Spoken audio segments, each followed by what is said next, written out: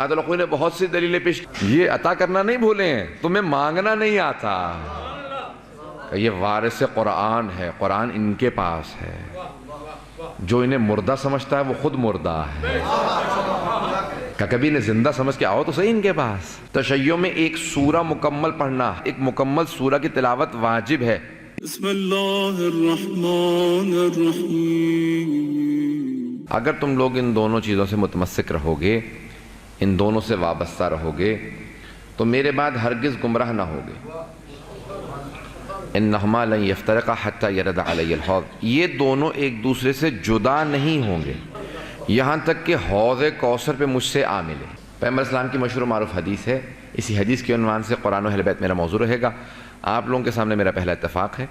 کراچی اور اسلام آباد میں اکثر پڑھتا رہا ہوں اور 30 سے زیادہ ممالک میں صرف اور صرف ذکر حسین کی خاطر سفر کیا ہے. اور یورپ کا شاید کوئی ملک ہو جہاں نہ گیا ہوں، امریکہ کی شاید ہی کوئی اسٹیٹ ہو جہاں پہ اتفاق نہیں ہوا ہے ذکر سید الشہداء کے لیے.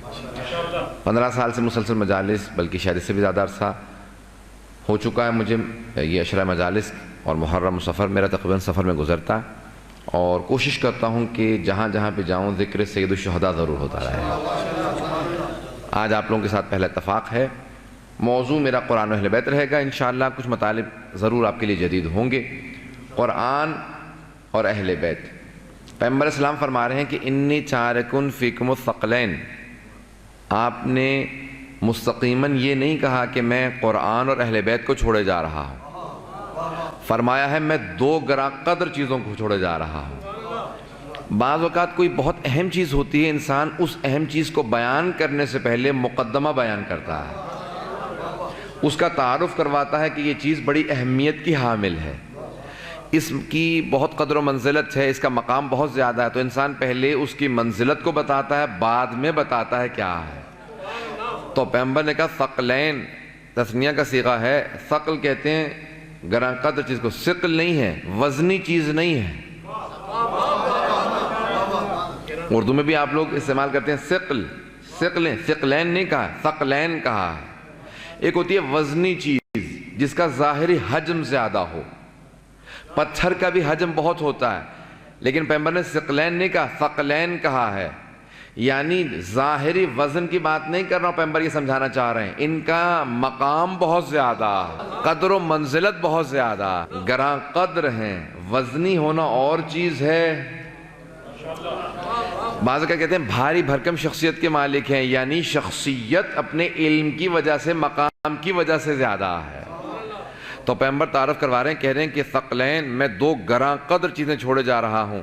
پھر فرماتے ہیں کتاب اللہ و عطرت اہل بیتی. آج پہلی چیز پہ پیش کروں گا اللہ کی کتاب اور اپنی عطرت اپنے اہل بیت. باقی جملوں کی تشریح بعد میں. صرف آج کتاب اللہ. آپ نے یہ نہیں فرمایا قرآن چھوڑے جا رہا ہوں، فرمایا کتاب اللہ چھوڑے جا رہا ہوں. کتاب عربی زبان میں مکتوب شے کو کہتے ہیں. مجمع کی توجہ ہو، لکھی ہوئی شے کو کتاب کہا جاتا ہے. قرآن لکھی ہوئی شے کا نام نہیں ہے، قرآن پڑھی ہوئی شے کا، کہی ہوئی شے کا نام ہے. قرآن قراءت سے ہے یعنی تلاوت سے ہے، یعنی پڑھنے سے ہے. کتاب لکھنے سے ہے. پھر دوبارہ تشریح کر دیتا ہوں. پیغمبر اسلام فرما رہے ہیں میں اللہ کی کتاب چھوڑے جا رہا ہوں. کتاب اللہ و عطرت اہل بیت. اللہ کی کتاب چھوڑے جا رہا ہوں. کتاب. کسی بھی صحابی نے کھڑے ہونے کے بعد یہ نہیں کہا یا رسول خدا لکھی ہوئی کتاب ہے کہاں جو آپ چھوڑے جا رہے ہیں. میں توجہ چاہوں گا، سارے مجمع کی توجہ ہو. پیغمبر یہ نہیں کہہ رہے قرآن چھوڑے جا رہا ہوں، یعنی قرآن جو نازل ہوا تھا، جو الفاظ ہوا میں موجود ہیں وہ چھوڑے جا رہا ہوں، یہ نہیں کہا. یہ کہہ سکتے تھے قرآن چھوڑے جا رہا ہوں یعنی وہ جو الفاظ نازل ہوئے تھے، مجھے اللہ نے کہے تھے، میں نے تمہیں سنائے تھے، وہ الفاظ چھوڑ کے جا رہا ہوں. کہا نہیں، کتاب اللہ ہی، وہ لکھی ہوئی کتاب چھوڑے جا رہا ہوں تاکہ کوئی بعد میں یہ نہ کہے کہ لوگوں نے لکھی تھی. کہ میں خود سے جمع کر کے چھوڑ کے جا رہا ہوں. کتاب مدون ہے، تدوین شدہ ہے. چیلنج سے پیش کر رہا ہوں. آیت الخوی نے بہت سی دلیلیں پیش کی ہیں البیان کے اندر، اور آیت اللہ انتقال ہو گیا ان کا بھی اخیراً 1-2 سال پہلے، اور ان کی کتاب ہے التمہید. تو انہوں نے باقاعدہ پوری کی پوری دلیلیں جمع کی ہیں کہ قرآن پیغمبر نے تدوین کیا تھا، بعد میں جمع نہیں کیا گیا، قرآن خود پیغمبر نے جمع کیا تھا۔ محمد ہادی معرفت اور کتاب ان کی ہے التمہید، 6 جلدیں ہیں، آیت الخوی کی البیان ہے، اور بہت سی کتابیں موجود ہیں۔ موجودہ قرآن بعد والوں کی ترتیب نہیں ہے، خود پیغمبر نے جمع کیا ہے۔ آج رویسی پہ پیش کرنا چاہتا ہوں مجلس کو، اگر آپ لوگ سننا چاہیں گے حضرات۔ تو قرآن خود پیغمبر نے جمع کیا ہے، پیغمبر نے تدوین کیا۔ تشیع میں ایک سورہ مکمل پڑھنا، ہر فاتحہ کے بعد ایک مکمل سورہ کی تلاوت واجب ہے، اور ہمارے ائمہ علیہ السلام نے کہا ہے کہ ایک مکمل سورہ پڑھنا واجب ہے۔ اگر کوئی بھی سورہ ناقص ہوتا، اس میں کوئی کمی ہو گئی ہوتی یا زیادتی ہو گئی ہوتی، تو ائمہ کہتے تھے اس سورہ کو مت پڑھنا، لیکن ائمہ نے کہا کسی بھی سورہ کو پڑھ سکتے ہیں سوائے ان 4 سوروں کے جن میں واجب سجدہ ہے، کیونکہ جیسے ہی آیت سجدہ پڑھ لی جائے اس کے فوراً بعد سجدے میں جانا واجب ہے، اور نماز کے ارکان خراب ہو جائیں گے، اس لیے ان 4 سوروں کو مت پڑھنا۔ یہ نہیں کہا کہ ان میں نقص ہے یا زیادتی ہے، میں توجہ چاہوں گا۔ تو کوئی بھی سورہ ناقص نہیں ہے، ہر سورہ مکمل ہے، اس کے اندر کوئی نقص نہیں ہے۔ اب یہاں پہ سوال یہ پیدا ہوتا ہے کہ اگر سورہ مکمل ہے تو کیسے؟ جیسے جیسے آیات نازل ہوتی جاتی تھیں، پیغمبر اسلام بتاتے جاتے تھے کہ یہ آیات اس سورہ کے حصہ ہیں، ان کو اس جگہ پہ لکھ دیا جائے، اور ایک سورہ مکمل جب مکمل ہو جاتا تھا ایک سورہ، تو اس کے بعد پھر بسم اللہ کی نئے سرے سے نزول ہوتا تھا کہ اگلے سورہ کا جز ہے۔ جب اگلے سورہ کا جز ہے تو بسم اللہ آتا تھا، نیا سورہ شروع ہوتا تھا، سوائے سورہ توبہ کے جس کے اندر جز نہیں ہے، میں انشاءاللہ اس پہ بھی پیش کروں گا۔ تو ہر سورہ مکمل سورہ ہے، اور اس کی آیات آگے پیچھے نہیں ہوئی ہیں، ایک سورہ مکمل اسی ترتیب کے اندر ہے جیسا پیغمبر نے رکھا ہے۔ بڑے ذمہ داری سے پیش کر رہا ہوں، اور جو سوالات ہوں گے نا تو آپ مجلس کے بعد مجھے لکھ کے بھی دے سکتے ہیں اور پوچھ بھی سکتے ہیں، میں انشاءاللہ تعالیٰ چاہوں گا تو وہیں پہ جواب دوں گا، چاہوں گا تو ممبر سے جواب دوں گا، اور بہرحال کیونکہ درس نہیں ہے مجلس ہے، وإلا میں یہیں پہ سوال و جواب لیتا تاکہ کوئی بھی اگر شبہ ذہن کے اندر رہ جائے تو فوراً شبہ دور ہونا چاہیے۔ اب یہاں پہ ایک سوال پیدا ہوتا ہے، پھر ہمارے مولا امیر المؤمنین نے جو قرآن پیش کیا تھا علی بن ابی طالب علیہ السلام نے،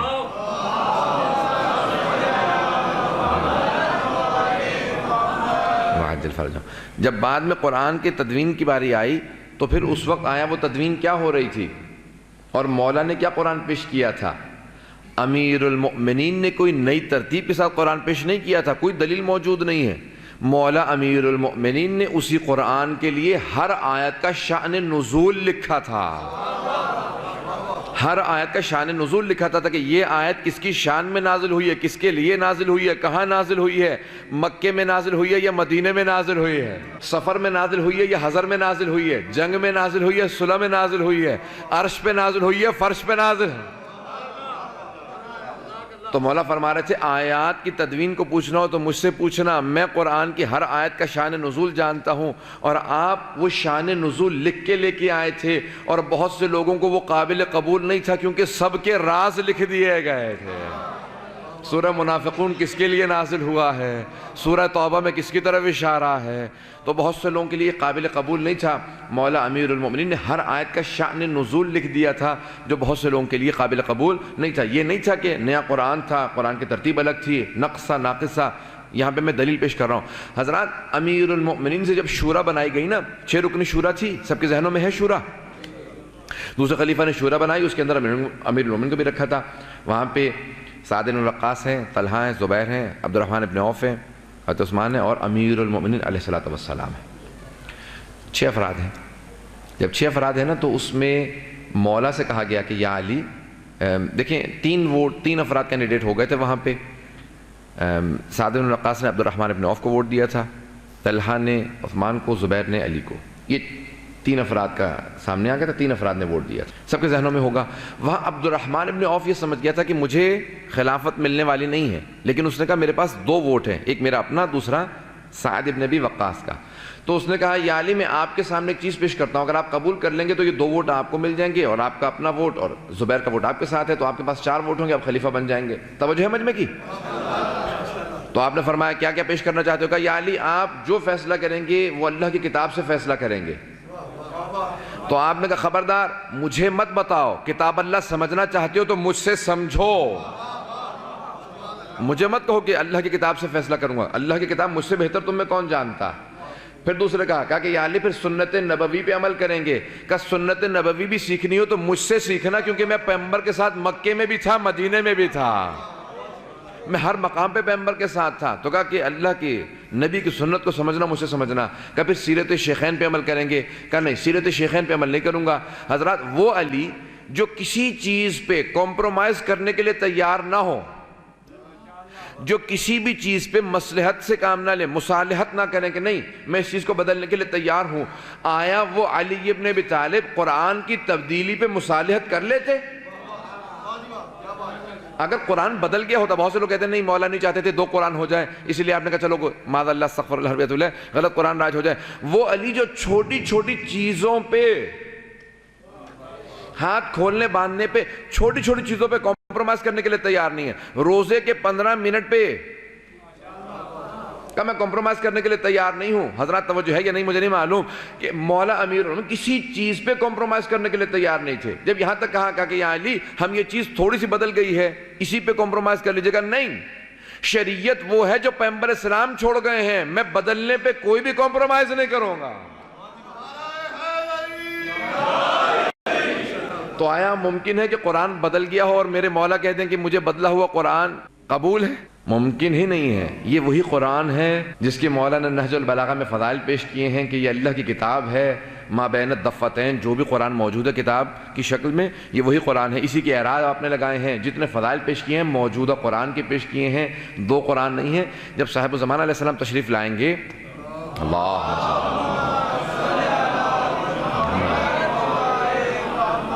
عجل فرج، تو وہ ایک نیا قرآن راج نہیں کریں گے، بلکہ اسی قرآن کے وہ اسرار و رموز پیش کریں گے جو گزشتہ کوئی نہیں پیش کر سکا۔ اور چھٹے امام نے فرمایا کہ 2 اور 27 کا تناسب ہوگا۔ علم جو کچھ آ چکا ہے وہ صرف 2 عدد ہے، اور جو آپ پیش کریں گے وہ 27 عدد ہوگا۔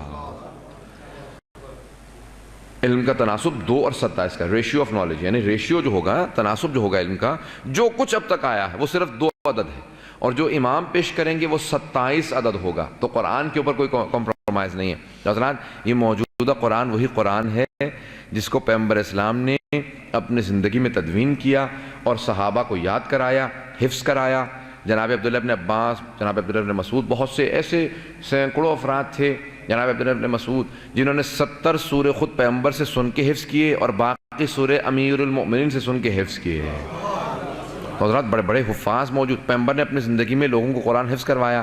آیا وہ ترتیب الگ تھی؟ نہیں، وہ یہی سورے تھے۔ 114 سورے قرآن کے اندر پیغمبر کی زندگی میں تھے، بعد میں بھی وہی ہیں۔ تو موجودہ قرآن پیغمبر اسلام کا تدوین کیا ہوا ہے، اور پیغمبر نے، اگر یہ کہا جائے نا کہ پیغمبر کہہ رہے ہیں میں 2 گراں قدر چیزیں چھوڑ کے جا رہا ہوں، ایک اللہ کی کتاب اور ایک اپنی اطرت، نہ یہ بتائیں کہ اطرت کون ہے، نہ یہ بتائیں کہ قرآن کیا ہے، تو پھر پیغمبر اسلام یہ کہہ کیوں رہے ہیں کہ میں 2 گراں قدر چیزیں چھوڑے جا رہا ہوں؟ اور یہ سب شیعہ سنی کتابوں میں متفقن علیہ حدیث ہے۔ یہ بعد میں کتاب و سنت والی حدیث جو ہے وہ 700 سال بعد لکھی گئی ہے۔ کسی بھی پہلے 700 سال کی کتاب میں، شیعہ سنی کتاب کے اندر، کتاب اور اطرت کے علاوہ کوئی اور الفاظ ہیں ہی نہیں۔ یہ بڑی ذمہ داری سے پیش کر رہا ہوں۔ صحیح مسلم کے اندر بھی جب الفاظ آئے ہیں تو یہی الفاظ ہیں کہ پیغمبر اسلام نے فرمایا کہ میں 2 گراں قدر چیزیں چھوڑے جا رہا ہوں، اللہ کی کتاب اور اپنی اطرت، اپنے اہل بیت۔ اور صحیح مسلم کے اندر الفاظ ہیں کہ صحابہ نے سوال کیا، کہا کہ یا رسول خدا آپ نے دو چیزیں کہی ہیں، کتاب اور اطرت، تو کہا وَأُذَكِّرُكُمْ فِي أَهْلِ بَيْتِي، لیکن میں تمہیں تذکر دیتا ہوں، یاد دہانی کراتا ہوں اپنی اطرت کی، اپنے اہل بیت کی۔ کہ پیغمبر نے اس جملے کو 3 مرتبہ دہرایا، کہ کتاب اللہ کو تو تم نہیں بھولو گے لیکن میرے اہل بیت کو بھلا دو گے۔ اہل بیت سے متعلق پیش کروں گا، لیکن آج اللہ کی کتاب۔ آئیں ذرا دیکھتے ہیں قرآن کیا ہے، کتاب کیا ہے۔ یہ موجودہ قرآن ہے، اور اس کے اوپر ایمان، اس کا بغیر وضو کے چھونا جائز نہیں ہے، اور اس قرآن کا احترام واجب ہے۔ اس کو کسی ایسے مقام پہ نہیں لے جایا جا سکتا جہاں نجاست ہو۔ قرآن کا احترام، اس کو بیت الخلاء میں لے جانا حرام ہے، اس کا محترم مقام پہ رکھنا واجب ہے، اس کو بغیر وضو کے چھونا حرام ہے۔ کتنے اس کے احترامات ہیں، بات واضح ہو رہی ہے حضرات کے لیے؟ یہ قرآن قرآن بڑا محترم ہے، اس کے بے انتہا مقامات ہیں۔ آئیں ذرا پیش کریں، 114 سورے ہیں اور ہر سورے کے اپنے خواص ہیں، اور اس کتاب کے لیے پیغمبر اسلام نے کتنی زحمتیں کی اسے پہنچانے کے لیے، سمجھانے کے لیے۔ امام محمد باقر علیہ السلام فرماتے ہیں،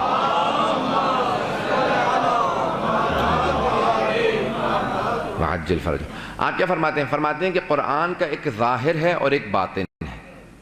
قرآن کی ایک ظاہری معنی ہے اور ایک باطنی معنی ہے۔ پھر فرماتے ہیں وہ جو باطنی معنی ہے اس کا ایک اور باطن ہے، اور وہ جو باطن ہے اس کا ایک اور باطن ہے، یہاں تک کہ فرماتے ہیں کہ ظاہر ایک ہے لیکن باطن 70 ہے۔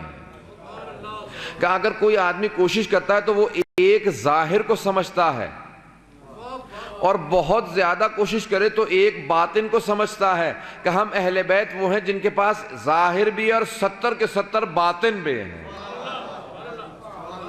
کہ یہ قرآن میراث ہے، ہم وارث ہیں۔ پتہ نہیں بات واضح ہے یا نہیں ہے؟ قرآن میراث ہے، اہل بیت وارث ہیں۔ قرآن میراث ہے، اہل بیت وارث ہیں۔ حضرات تھوڑی سی توجہ کریں گے تو میں انشاءاللہ تعالیٰ کچھ مطالب پیش کرنا چاہ رہا ہوں۔ قرآن میراث ہے، اہل بیت وارث ہیں۔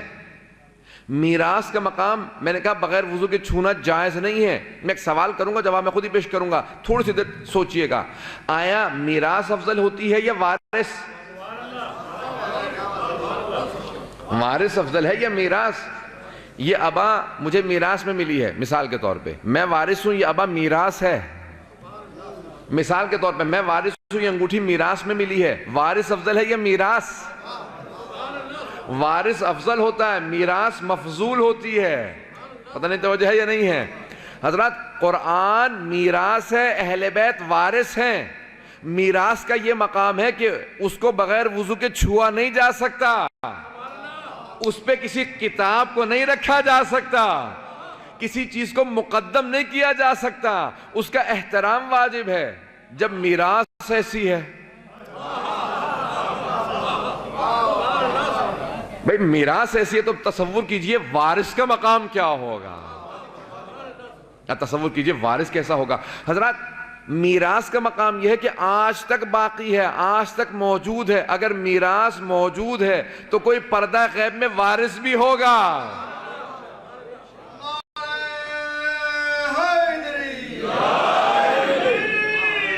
غور فرمایا آپ نے؟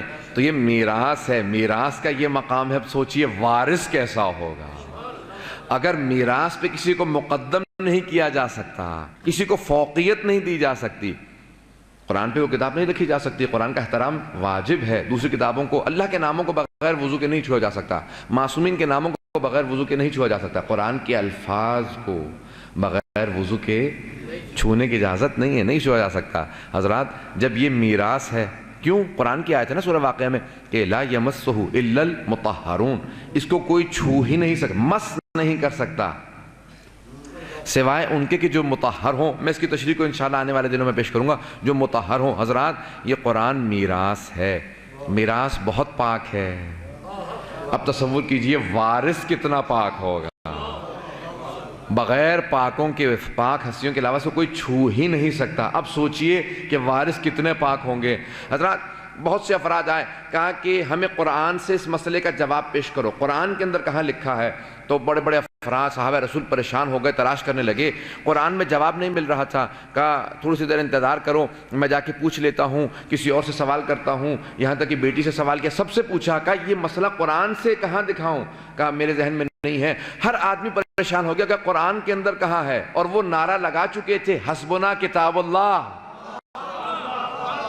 وہ کہہ چکے تھے اللہ کی کتاب کافی ہے۔ اب پریشان تھے، قرآن میں نے کہہ دیا کافی، قرآن میں سے کہاں سے دکھاؤں؟ وہ کہتا مسئلہ قرآن سے دکھاؤ۔ تلاش کر کر کے تھک گئے، سب سے پوچھ لیا، بیٹی سے پوچھا، سارے صحابہ سے پوچھا کہ قرآن کے اندر مسئلہ کہاں؟ کہ ہمیں نہیں معلوم۔ مجبور ہو کے در اہل بیت پہ آئے، کہا کہ یا علی یہ مسئلہ اسلام پہ وقت آ گیا ہے، قرآن پہ وقت آن پڑا ہے، ذرا آئیے دکھائیے یہ قرآن میں کہاں ہے؟ کہ تو نے تو کہا تو قرآن کافی ہے۔ کہا کہ اچھا ذرا تھوڑی سی دیر کے لیے بتا دیجئے، اب اسلام پہ وقت ہے، میرے پہ نہیں۔ مولا نے کہا، ہاتھ سے اس کے قرآن لیا، کھولا، کہا یہ رہا مسئلہ۔ کہا یا علی بغیر دیکھے آپ نے کیسے بتا دیا؟ کہا میں دیکھتا نہیں ہوں، آیت نکل کے سلام کر کے بتاتی ہے میں کس مرض کی دوا ہوں۔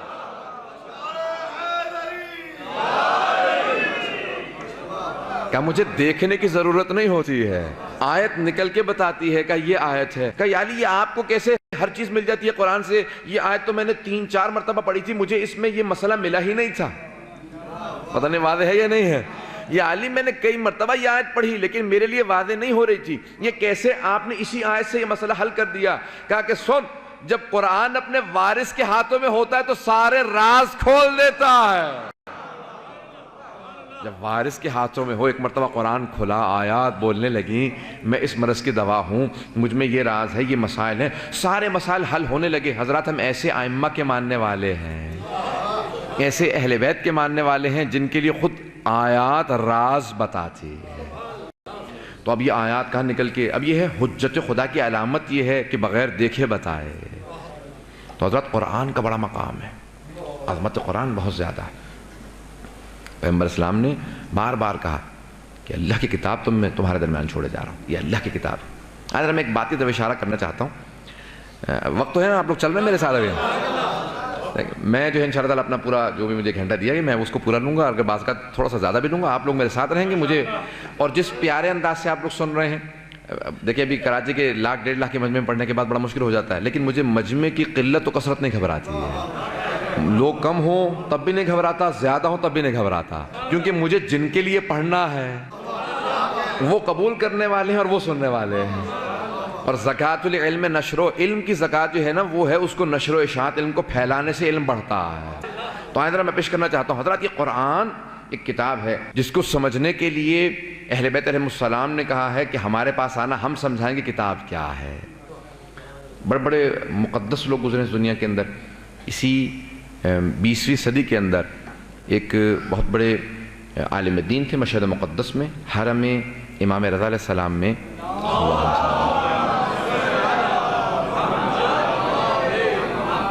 عبادت کیا کرتے تھے۔ 12 برس مسلسل ہر شب ختم قرآن کر کے امام رضا کو ہدیہ کرتے تھے۔ تصور ہے؟ ایک ختم قرآن میں 6-7 ساڑھے 7 گھنٹے لگ جاتے ہیں، پوری رات میں قرآن پڑھتے، ہدیہ کرتے مولا کو۔ اواخر عمر میں نابینا ہو گئے تھے، ان کا یہ عالم تھا کہ لوگ دور دور سے انہیں دیکھنے کے لیے آتے تھے۔ ایک صحافی تھا، اس نے کہا میں نے ایک آیت لکھی، اس کے بعد ایک حدیث لکھی، پھر ایک آیت لکھی، پھر ایک شاعر کا کچھ ایک شعر لکھ دیا، پھر ایک آیت لکھی، اور پھر کچھ اخبار کی کٹنگز لگائی اور لے گیا ان کے پاس۔ کہا کہ ذرا بتائیے ان میں آیات کون سی ہیں، اور وہ دیکھ نہیں پاتے تھے۔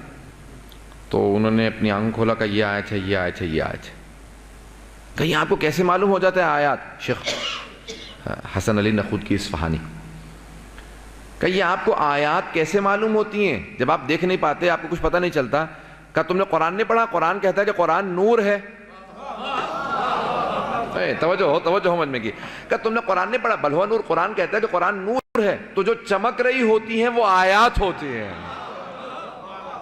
جو مجھے چمکتی ہوئی چیزیں نظر آتی ہیں میں سمجھ جاتا ہوں یہ آیات ہیں۔ کہا آقا یہ کیسے نصیب ہوا؟ کہا یہ میں نے 12 سال امام رضا کی خدمت کی ہے، انہوں نے ہدیہ کیا۔ کہا کہ آقا مجھے بھی بتائیے میں بھی لے لوں۔ کہا طاقت ہے تو جا کے مولا سے مانگ لے، یہ عطا کرنا نہیں بھولیں، تمہیں مانگنا نہیں آتا۔ کہ یہ وارث قرآن ہے، قرآن ان کے پاس ہے، جو انہیں مردہ سمجھتا ہے وہ خود مردہ ہے۔ کہ کبھی انہیں زندہ سمجھ کے آؤ تو صحیح ان کے پاس۔ حضرات یہ کتنی عبادت قرآن آج تک سمجھ نہیں سکی، امت سمجھ نہیں سکی۔ آج تک بہت سے لوگ، میں حضرات جملے پیش کروں گا، شاید سخت ہوں، بہت سے لوگوں کے لیے تلخ ہوں، لیکن میں جملے پیش کروں گا۔ بہت سے لوگ آج تک سیاہی کو قرآن سمجھتے ہیں، کاغذ کو قرآن سمجھتے ہیں۔ پتہ نہیں توجہ ہے یا نہیں ہے؟ میں جملہ کہہ گیا ہوں۔ بہت سے لوگ کاغذ کو اور سیاہی کو قرآن سمجھتے ہیں۔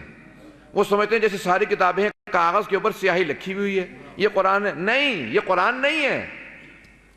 یہ جو آپ کے سامنے تدوین شدہ کاغذ کے اوپر لکھی ہوئی سیاہی ہے، یہ قرآن نہیں ہے۔ حقیقت قرآن کچھ اور ہے۔ قرآن ایک نور کا نام ہے جس میں شفا ہے، جس میں علم ہے، جس میں حکمت ہے، جس میں دانائی ہے۔ اگر کسی کے سینے میں اتر جائے تو اس کی زبان سے حکمت کے سارے دروازے کھل جاتے ہیں۔ قرآن ایک نور کا نام ہے۔ آئیں ذرا روایت پیش کرنا چاہتا ہوں صادق آل محمد کے۔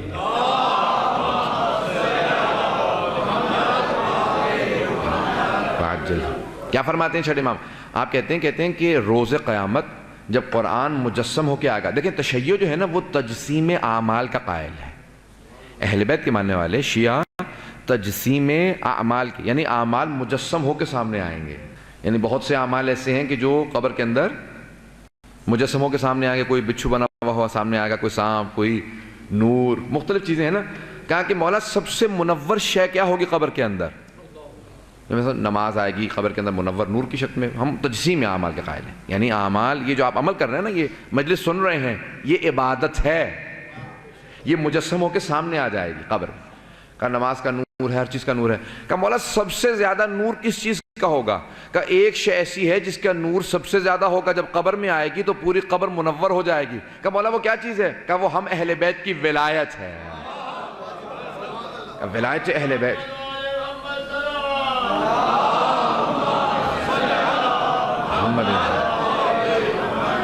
بعجل فرجہم. تو اب اطیب البیان فی تفسیر القرآن 14 جلدوں میں تفسیر ہے. آیت اللہ سید عبد الحسین موسوی الجزائری کی تفسیر ہے. بہت بڑا نام ہے، شیراز میں تھے، انتقال ہو گیا ان کا. 14 جلد اطیب البیان ان کا طیب لقب تھا. انہوں نے اطیب البیان تفسیر لکھی. وہاں پہ روایت لکھی انہوں نے. کہتے ہیں چھٹے امام سے پوچھا کہ مولا قرآن کیا ہے؟ کہ جب روز قیامت قرآن مجسم ہو کے سامنے آئے گا نا تو ہر انسان سوال کرے گا پروردگارا یہ کون ہے اتنا خوبصورت، اتنا حسین و جمیل؟ ہم نے دنیا میں ایسا آدمی دیکھا ہی نہیں. تو اللہ کہے گا اپنا تعارف کروا دے. تو ایک مرتبہ قرآن کہے گا میں تمہارے سب کے گھروں میں موجود تھا، تم نے پہچانا ہی نہیں میں کتنا خوبصورت ہوں. کہ تم میں سے کسی نے پہچانا ہی نہیں میں کتنا خوبصورت ہوں، میں کتنا بڑا نور ہوں، کیا ہے میری ہستی. تم مجھے کاغذ اور سیاہی سمجھتے رہے. میں بات جو پیش کرنا چاہ رہا ہوں، بہت سے لوگ آج تک سیاہی کو، کاغذ کو قرآن سمجھتے ہیں کہ معاذ اللہ جو ہے یہ بس ایک سیاہی ہے، کاغذ ہے. کیا نہیں، قرآن شاہد ہے. یہ جو قرآن میں آیا کہ قرآن شاہد ہے، گواہ ہے. شاہد کا کیا مطلب؟ گواہ کا کیا مطلب؟ بھئی توجہ ہے نا آپ لوگوں کی میرے ساتھ؟ گواہ جب کہتے ہیں، شاہد اس کا تعلق مشاہدے سے ہے، شہود سے ہے. آپ میں سے کوئی آدمی عدالت جائے، جج بیٹھا ہو، اس کے سامنے کہے میں گواہی دینے آیا ہوں. اچھا گواہ ہو، تم نے یہ جرم ہوتے دیکھا ہے؟ کہا نہیں جرم ہوتے نہیں دیکھا، لیکن یہ آدمی مجرم ہے، میں گواہی دیتا ہوں یہ مجرم ہے. کیا کیا جائے گا آپ کے ساتھ؟ کیا تمہاری گواہی باطل ہے؟ تو جب تم نے دیکھا ہی نہیں ہے تو گواہی کیسی؟ شہادت جب مشاہدہ ہی نہیں کیا تو شہادت کیسی؟ پتہ نہیں میں واضح کر پا رہا ہوں کہ نہیں. شہادت کا تعلق، شاہد کا تعلق مشاہدے سے ہے، گواہی کا تعلق دیکھنے سے ہے. جج کہے گا جب دیکھا ہی نہیں تو گواہی کیسی؟ اس کو باہر نکال دو، یہ گواہ نہیں ہے. قرآن شاہد ہے، گواہ ہے. اس کا مطلب ہے دیکھ رہا ہے نا. پتہ نہیں واضح ہو رہی ہے یا نہیں ہے؟ پیغمبر السلام شاہد ہیں. قرآن کہہ رہا ہے کہ جئنا بک علی ہؤلاء شہیدا، ہم نے ہر نبی کو اس کی امت پہ گواہ بنایا، آپ کو سب پہ گواہ بنایا. یعنی پیغمبر سارے انبیاء پہ، سارے ادوار میں، ہر موقع پہ، ہر جگہ پہ گواہ ہیں. اگر موجود ہیں تو گواہ ہیں. یہ قرآن ہے، یہ تمسخر نہیں ہے، یہ قرآن ہے. یہ کاغذ نہیں ہے، یہ قرآن ہے. یہ سیاہی نہیں ہے، یہ قرآن ہے. ایک نور کا نام قرآن ہے جو ہر گھر میں موجود ہے، لیکن کسی کو احساس ہی نہیں ہے کہ میرے گھر میں یہ نور موجود ہے، یہ شفا موجود ہے، یہ دانائی، یہ ہدایت موجود ہے. اللہ نے بھی کہا نا کہ اہدنا الصراط المستقیم ہے. اللہ کہتا ہے میں صراط مستقیم. اچھا صراط مستقیم کیا چیز ہے؟ آئیں ذرا میں قرآن کو پیش کرنا چاہ رہا ہوں، سمجھانا چاہ رہا ہوں. صراط مستقیم قرآن ایک زندہ منشور ہے. حضرات میں پوری کوشش کر رہا ہوں جتنے ہو سکتے ہیں مطالب زیادہ سے زیادہ پیش کروں. قرآن ایک زندہ منشور ہے، کانسٹیٹیوشن ہے. صراط مستقیم سیدھا راستہ. سیدھے راستے کی سب سے بڑی خصوصیت یہ ہوتی ہے کہ اس پہ کوئی شارٹ کٹ نہیں جاتا. پتہ نہیں میں واضح کر پایا کہ نہیں. دیکھیں سیدھے راستے پہ شارٹ کٹ نہیں ہوتا، ٹیڑھے راستے پہ شارٹ کٹ ہوتا ہے. جب ٹیڑھا راستہ جا رہا ہے نا تو بیچ میں سے نکل جائیے، یہ شارٹ کٹ ہوگا، چھوٹا راستہ ہوگا. سیدھے راستے کو شارٹ کٹ نہیں ہوتا. سیدھے جب بھی اتریں گے انحراف ہے. جب بھی سیدھے راستے سے اتر جائیں تو یہ انحراف ہے، کیونکہ سیدھے راستے کو کوئی شارٹ کٹ نہیں ہوتا. اللہ کہہ رہا ہے صراط مستقیم. آیا پھر اس پہ ہدایت کی ضرورت ہے، ہادی کی ضرورت ہے؟ نہیں، جب راستہ ہی سیدھا ہے، جب راستہ ہی سیدھا، اللہ کہہ رہا ہے بالکل سیدھا راستہ، سیدھے سے چلتے رہو. جب بھی اترو گے سوچو کہ کوئی نماز میں ڈنڈی مار دوں، روزے میں ڈنڈی مار دوں، جب بھی کرو گے انحراف ہے، کیونکہ اس کے اندر کوئی شارٹ کٹ ہے ہی نہیں، سیدھا راستہ ہے. کوئی اس کے اندر شارٹ کٹ تلاش مت کرنا. لیکن پھر بھی اللہ کہہ رہا ہے دیکھو میں نے دو کام کیے ہیں. ہدایت کے دو طریقے ہوتے ہیں، اراعۃ الطریق و ایصال الی المطلوب. منطق کی روح سے صرف دو طریقے ہیں ہدایت کے، ایصال الی المطلوب و اراعۃ الطریق. یعنی راستہ دکھا دینا. کوئی آدمی پوچھے بھی مجھے مثال کے طور پہ کلمہ چوک جانا ہے، آپ کہیں یہاں سے باہر نکلیں، دائیں مڑیں بائیں مڑیں اس طرح سے جائیں گے، وہاں پہ کلمہ چوک آ جائے گا. اس کو کہتے ہیں راستہ دکھانا، اراعۃ الطریق، راستہ دکھانا.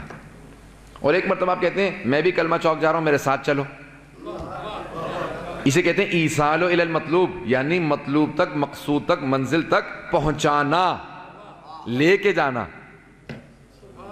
بات واضح ہے. منطق کی روح سے صرف دو طریقے ہیں، راستہ دکھا دینا یا منزل مقصود تک پہنچا دینا. بات واضح ہوئی؟ بس دو ہی طریقے ہیں منطق کی روح سے. اب اللہ سبحانہ و تعالیٰ کا کیا کام تھا؟ یا بتا دیتا یا پہنچا دیتا. اللہ نے کہا میں دونوں کروں گا. قرآن دکھا رہا ہے، امام چلا رہا ہے. قرآن کتاب ہدایت ہے اور امام ہادی برحق ہے. کہ اگر قرآن سے تمہیں صراط مستقیم نہ ملے تو امام وقت کے پیچھے پیچھے چلتے رہنا. ایصال الی المطلوب بھی ہے، اراعۃ الطریق بھی ہے. پروردگارا کتنا کریم ہے تو، کتنا آسان بنا دیا ہے دین کو. تو قرآن راستہ بتا رہا ہے. اور ان ھذا القرآن یہدی للتی ہی اقوم، قرآن کی آیت ہے کہ بے شک یہ قرآن سب سے سیدھے راستے کی طرف ہدایت کرتا ہے.